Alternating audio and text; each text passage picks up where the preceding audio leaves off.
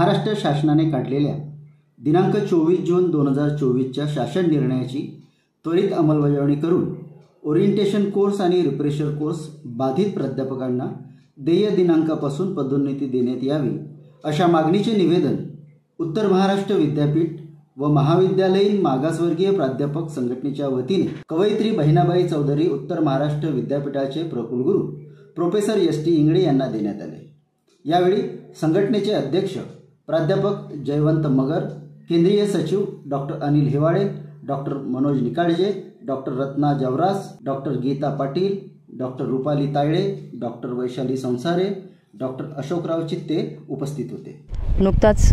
महाराष्ट्र शासनाचा 24 जून 2024चा GR आलेला आहे।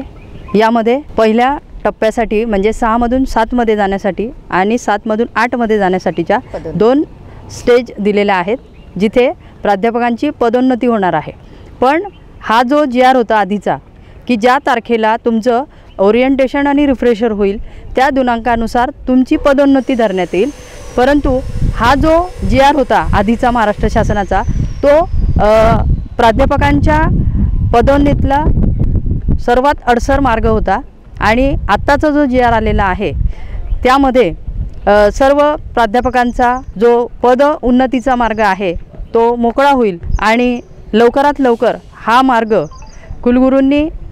तडीस न्यावा अशी आम्ही अपेक्षा व्यक्त करतो। यासाठी आम्ही नुकतीच मागासवर्गीय पदाधिकारी आणि संघटनेने सदस्यांनी आम्ही कुलगुरू इंगळे साहेबांची भेट घेतली आणि त्यांना तसं निवेदन दिलेलं आहे। 24 जून 2024 रोजी महाराष्ट्र शासनाने एक अध्यादेश काढलेला आहे आणि त्या अध्यादेशानुसार महाराष्ट्रातील तमाम प्राध्यापकांचा पदोन्नतीचा संदर्भामधला असणारा जो काही समस्या होती त्या समस्या या GR मुळे या अध्यादेशामुळे असणारी सुटणार आहे आणि या GR नुसार देय दिनांकापासून प्राध्यापकांची पदोन्नती जी आहे ती पदोन्नती होणार आहे। या अगोदर ज्या प्राध्यापकांच्या पदोन्नती रिफ्रेशर आणि ओरिएंटेशन कोर्स ज्या दिनांकाला पूर्ण झालेल्या आहेत त्या दिनांकापासून त्यांची असणारी पदोन्नती झालेली होती, परंतु या GR मुळे असणारं त्यांची देय दिनांक जो आहे त्या देय दिनांकानुसार असणारी पदोन्नती होणार आहे। या GRच्या अनुषंगाने असणारं उत्तर महाराष्ट्र विभागातील